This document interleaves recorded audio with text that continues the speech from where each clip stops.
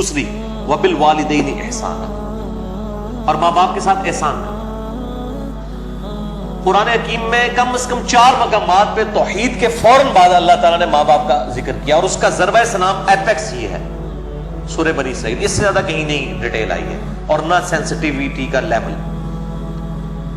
اما یبلغن عندک الکبر، اگر وہ پہنچ جائیں تمہاری موجودگی میں بڑھاپے کی حالت کو، احدہما او کلاہما، چاہے دونوں میں سے ایک چاہے دونوں۔ وہ صحیح مسلم میں حدیث ہے، آپ صلی اللہ علیہ وآلہ وسلم نے فرمایا کہ برباد ہو جائے وہ شخص جس کو ماں باپ دونوں یا دونوں میں سے کوئی ایک بڑھاپے کی حالت میں ملے اور ان کی خدمت کر کے جنت نہ کما سکے۔ یہ صحیح مسلم میں ہے، مسلم میں تو اتنی ہی ہے، لیکن ترمذی کے اندر اور مستدرک للحاکم میں وہ بڑی ڈیٹیل حدیث ہے کہ آپ صلی اللہ علیہ وآلہ وسلم 3 سیڑھیاں چڑھے، پہلی سیڑھی پہ فرمایا آمین، پھر دوسری پہ آمین، پھر تیسری پہ آمین۔ پوچھا گیا تو آپ فرمایا کہ جبرائیل علیہ السلام آئے تھے، انہوں نے کہا کہ آپ اللہ کے رسول صلی اللہ علیہ وآلہ وسلم میری دعا پہ آمین کہیں کہ برباد ہو جائے وہ شخص جس کے سامنے آپ کا ذکر ہو اور وہ آپ پر درود شریف نہ پڑھے، اللہم صلی علی محمد وعلی آل محمد۔ تو میں نے کہا آمین۔ پھر انہوں نے کہا کہ برباد ہو جائے وہ شخص کہ جس کو ماں باپ یا دونوں یا دونوں میں سے ایک کو بڑھاپے کی حالت ملے، ان کی خدمت کر کے وہ جنت تک پا سکے، میں نے کہا آمین۔ اور تیسرا، برباد ہو جائے وہ شخص جس کو رمضان کا مہینہ ملے اور وہ اپنی مغفرت نہ کروا سکے، آپ نے فرمایا آمین۔ مختلف طریق میں یہ ترتیب ڈیفرنٹ ہے، بہرحال یہ تینوں باتیں۔ اور مسلم شریف میں اتنے الفاظ ہیں، وہ صحیح مسلم میں کہ برباد ہو جائے وہ شخص جس کو ماں باپ دونوں یا دونوں میں سے ایک بڑھاپے میں ملے اور وہ ان کی خدمت کر کے بخشش نہ کر سکے۔ یہ تو ایک ہے، یہ سائملٹینیس کنٹراسٹ۔ دوسری طرف یہ ہے کہ اگر وہ پہنچ ہی جائیں تمہارے سامنے دونوں یا دونوں میں سے ایک بڑھاپے کی حالت میں، فلا تقل لہما اف، ان کو اف تک بھی مت کہنا۔ اف کی ٹرانسلیشن پنجابی میں ہو سکتی ہے ہاں۔ آپ کہہ رہے ہیں کہ جی تسی یہ کہو جو چپ کر کے بیٹھے رہو، تانوں نہیں پتا، یہ تے اللہ دے بندے ہو، یہ تے گال ہے، اللہ دے نزدیک تو اتنی بڑی یہ چیز ہے۔ اللہ تو کہہ رہا ہے کجربی سے یہ بھی نہیں کہنا ہو، یعنی وہ بات کر رہے ہو اور آپ ان کو صرف اتنا رسپانس کرتے ہیں بس ایویں ہی لگا ہوئے، یہ بھی نہیں، جملہ بھی نہیں بولتے، آپ کہتے ہیں ہاں تاکہ یہ بھی، یہ اس کو منع کیا گیا ہے، وہ تو بہت بڑی بات ہے۔ ان کو اف تک بھی مت کہنا، ولا تنہرہما، اور ان کو مت جھڑکنا، وقل لہما قولا کریما، اور بات بڑی نرمی سے ان کے ساتھ کرنا، واخفض لہما جناح الذل من الرحمہ، اور اپنے عاجزی کے ساتھ کندھے جھکا کے رکھنا ان کے سامنے۔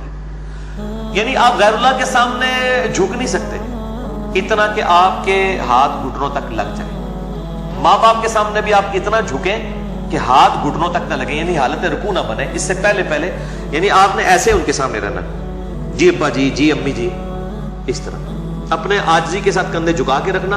وقل رب ارحمہما کما ربیانی صغیرا، اور ان کے لیے دعا کرنا ہے رب ان دونوں پر رحم فرما جس طرح بچپن میں انہوں نے مجھے رحم کر کے پالا تھا۔ اور یہ وجہ بھی بتا دی کہ بچپن میں چونکہ انہوں نے پالا ہوا ہے، سب سے لاچار انسان کا بچہ ہے۔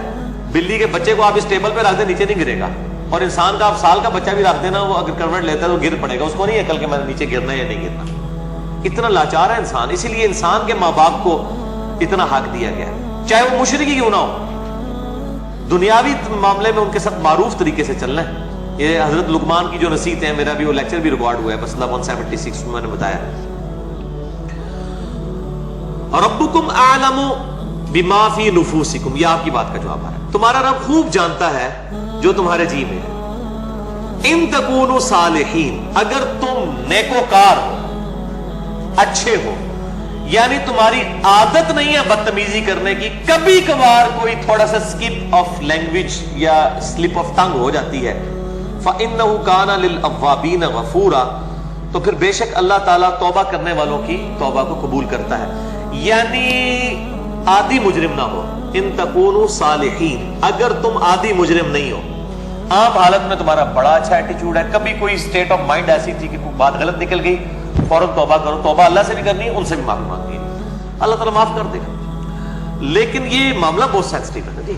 اب دیکھیں کہ ہم دنیاوی معاملات میں بھی، یعنی سوئی گیس کی وجہ سے آپ کو پتا ہے کتنے لوگ ہیں جن کے ساتھ ایشو بنتے ہیں، ہم کتنے وہمیوں کی طرح رات کو چیک کرتے ہیں، یار کوئی کہیں پہ پائلٹ کھلا نہ رہ جائے، یا ہیٹر جلتا ہوا نہ چھوڑ دیں پیچھے سے، وہ اگر لوڈ شیڈنگ ہوئی اور پھر گیس آئی تو آپ پتہ کتنے لوگ ہر سال مرتے ہیں، کتنی احتیاط کی جاتی ہے. چھوٹے بچوں کے سامنے ماچس لائٹر نہیں رکھا جاتا، تو احتیاط کرتے ہیں. تو آپ دیکھیں اس طرح کے اگر آپ احتیاط ماں باپ کے بارے میں کر رہے ہیں تو شاید سالوں میں کبھی ایک دفعہ ہو، لیکن ہر ہفتے ہی جھڑپ ہو جاتی ہے یا جب معاملہ ہوتا ہے تب جھڑپ ہو جاتی ہے، تو اس کا مطلب ہے ان تکونوا صالحین نہیں ہے آپ، لہذا آپ کی توبہ بھی کوئی قبول نہیں ہے، توبہ بھی نہیں ہے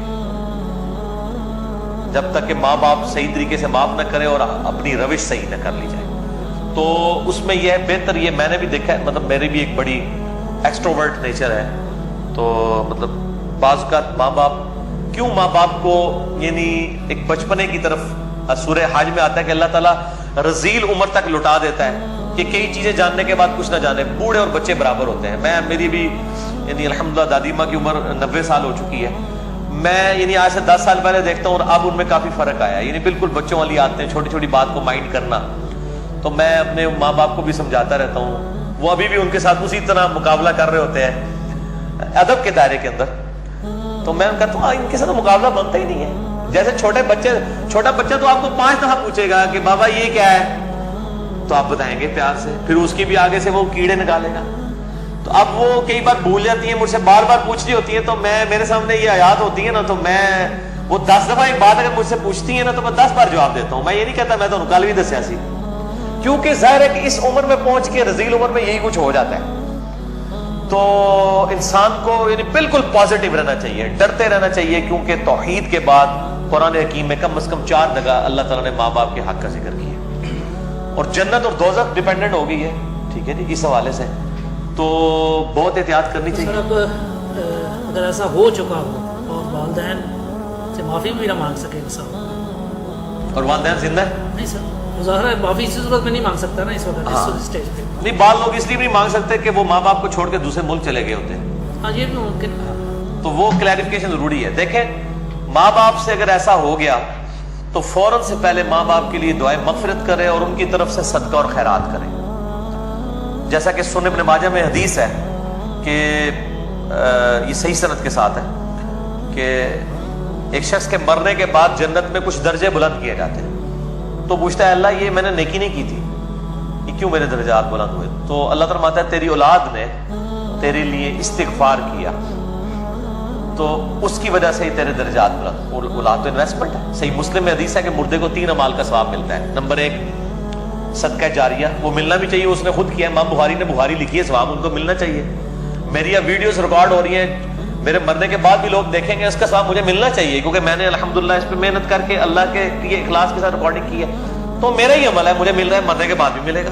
نمبر 2 علم کی بات، جیسے امام بخاری نے اب صحیح بخاری لکھی ہے تو وہ علم لوگوں تک پہنچایا ہے، ان کو مرنے کے بعد بھی ثواب ملے. کسی نے مسجد کے اندر کوئی پنکھا لگوایا ہے، صدقہ جاریہ ہے، مرنے کے بعد ثواب ملے. اور تیسرا کیا کہ نیک اولاد، نیک اولاد جو دعا کرتی ہے، نیک اولاد جو صدقہ کرتی ہے. مسئلہ نمبر 74 میرا بڑے لوگ دیکھ چکے ہیں، لاکھ سے زیادہ اوپر اس کے ویورز ہیں اور اس کے کلپس تو لاکھوں تک ہیں. اس میں نے بتایا کون کون سے موڈ ہیں میت تک نفع پہنچانے کے. صدقہ و خیرات ماں باپ کی طرف سے کریں تو انشاءاللہ قیامت الدین اللہ تعالیٰ آپ کے ماں باپ کو آپ سے راضی کر دے گا. جب ان کو مرنے کے بعد آپ کی دعاؤں سے نفع ملے گا تو بڑے خوش ہوں گے کہ ہمارے بچوں نے ہمیں مرنے کے بعد یاد رکھا.